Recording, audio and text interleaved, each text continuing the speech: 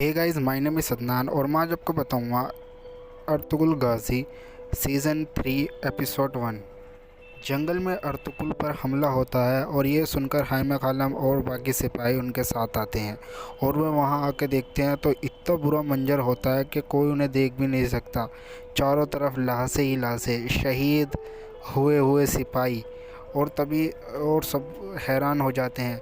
और तभी एक सिपाही आता है और हकीम आर्तुक की धड़कन चेक करने लगता है। वो देखता है कि हकीम आर्तुक अभी ज़िंदे हैं और इन्हें जल्दी से जल्दी इलाज की ज़रूरत है। इसलिए वह सब एक बल्ली की चरपाई बनाते हैं और उन्हें जल्दी से जल्दी कबीला ले जाने की कोशिश करते हैं। चिंता कर रहे होते हैं अर्तुगरुल की, लेकिन तभी अर्तुगरुल वहाँ आ जाता है और हलीमा अर्तुगरुल को देख लेती है और वह ज़ोर ज़ोर से अर्तुगरुल अर्तुगरुल चिल्लाने लगती है, लेकिन अर्तुगरुल वहाँ से तुरंत ही चला जाता है। फिर कुछ पता नहीं लगता कि अर्तुगरुल कहाँ गया होगा।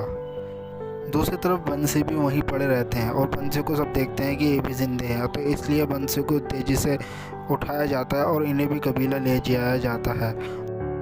दूसरी तरफ असलान खान एक तरफ होती हैं और जब एक सिपाही आता है और वो कहती है कि अर्तुगरुल पर हमला हो गया है और सारे सिपाहियों को शहीद कर दिया है, अभी घात लगाकर हमला हुआ है। तो असलान खान कहती है कि इसकी कैसी ज़रूरत हुई, जिसने अर्तुगरुल पर हमला किया, किसने हमला किया। तो सिपाही कहता है कि हमें नहीं पता किसने हमला किया, लेकिन बहुत बुरी हालत है, सब अर्तुगरुल को ढूंढ रहे हैं। उसके बाद और तभी असलान खातून कहती है कि घोड़े तैयार करो, हमें भी घोड़ों के साथ वहाँ निकलना होगा, हमें वहाँ बहुत ज़रूरत है, चलो जल्दी से। उसके बाद सारे सिपाही घोड़ा तैयार करने लग जाते हैं। एक सिपाही आता है जो कहता है कि दुल्तान ने हमें एक ख़त लिखा है और कहता है बताओ क्या ख़त में है। वो बताता है कि हारिश ने अर्तुगरुल पर हमला कर दिया है, जो कि उनने बहुत सारे सिपाही शहीद कर दिए हैं, लेकिन अर्तुगरुल का कुछ पता नहीं। और वहाँ पर बंसी और हकीम आर्तुक बहुत ही बुरी हालत में मिले हैं। उसके बाद वो कहता है कि अर्तुगरुल कहीं अपने सिपाहियों के साथ छुप गया होगा, तुम्हें उसे ढूंढना होगा, अगर जिंदा है तो उसे मारकर मेरे पास लाना होगा, और मुर्दा है तो बहुत ही अच्छी बात है।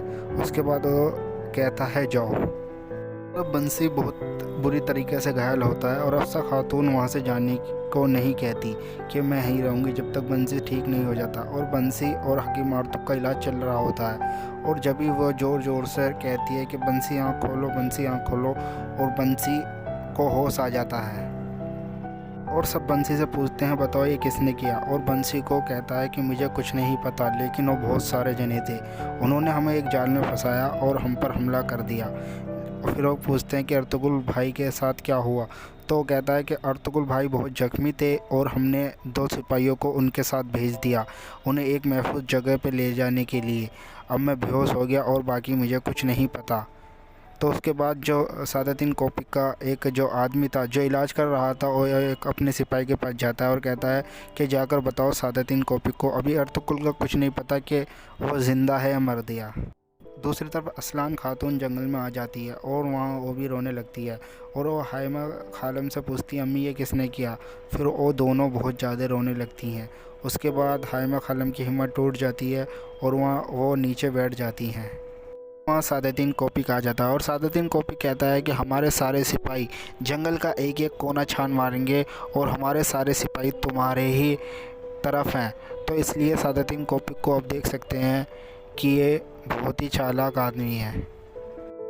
दूसरी तरफ सलेबियों का कमांडर जो कि अर्तुगरुल की तलवार उसके पास रहती है, वो एक बक्से से निकालता है और उन सबको अर्तुगरुल की तलवार दिखाता है। वो कहता है कि ये तुर्कों के लिए एक वरदान है, ये हमेशा मुकद्दर रही है, आज हम इसे अपने पैरों तले रो देंगे। और वो उसे गिरा देता है और उस पर अपना पैर रख देता है।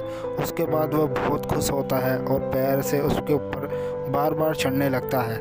उसके बाद सारे सिपाही जोश में आ जाते हैं और कहते हैं कि तुर्कों को ख़त्म कर दो, तुर्कों को मार दो और तुर्कों को यहाँ से भगा दो।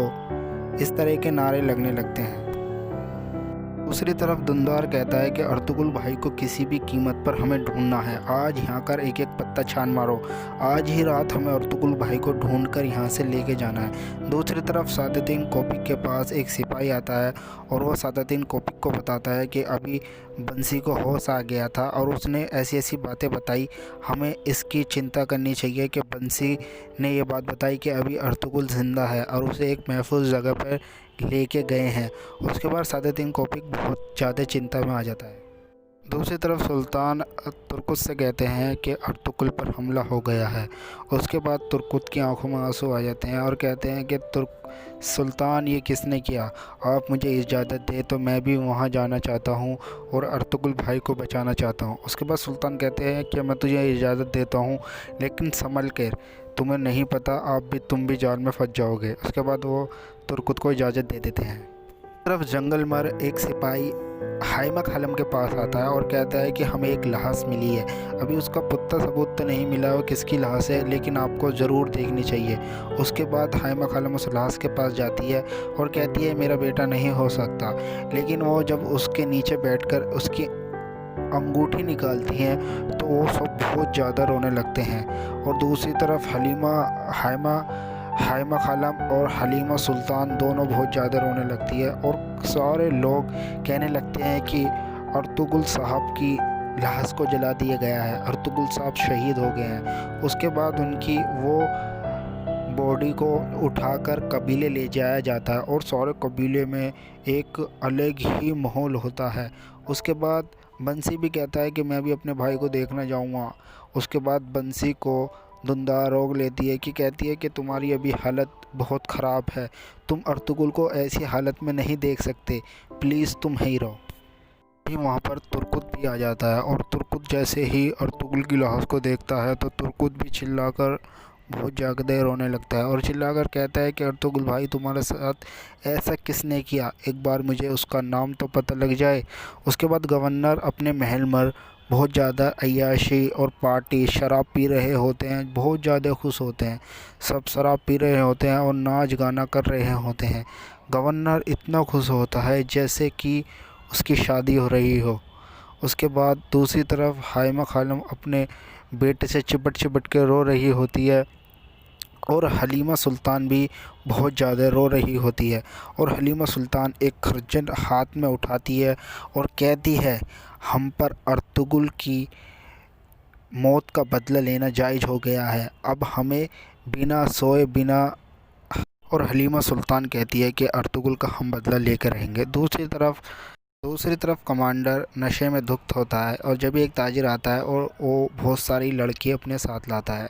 फिर वो कमांडर से कहता है ये सारी लड़की आपके नजराने में है, जो आपको अच्छी लगे वो इसमें से आप छांट कर निकाल लीजिए। उसके बाद कमांडर सारी लड़कियों को देखता है और एक लड़की उसे पसंद आ जाती है। उसके बाद वो उस पर हाथ रख देता है और कहता है ये बहुत खूबसूरत है और इसे लेके जाओ और इसे अभी आराम कराओ। जब अर्तुगरुल की लाश पुख्ता मिल जाएगी उसके बाद हम इसके साथ जश्न मनाएंगे, जाओ इसे आराम करने दो। दूसरी तरफ तुर्कुत कहता है कि अब हम पर नींद हराम हो चुकी है, अगर हमने अर्तुगरुल का बदला नहीं लिया तो हम इस जीने के लायक नहीं हैं, हमें अर्तुगरुल का बदला लेना होगा। और सारे सिपाही भी बहुत गुस्से में होते हैं और कहते हैं कि हाँ हम अर्तुगरुल का बदला ज़रूर लेंगे। उसके बाद ये एपिसोड यहीं ख़त्म होता है। अगर प्लीज़ वीडियो अच्छी लगी तो लाइक कर दीजिए यार, बहुत मेहनत लगी है इसमें, प्लीज़ लाइक ज़रूर कर दीजिए।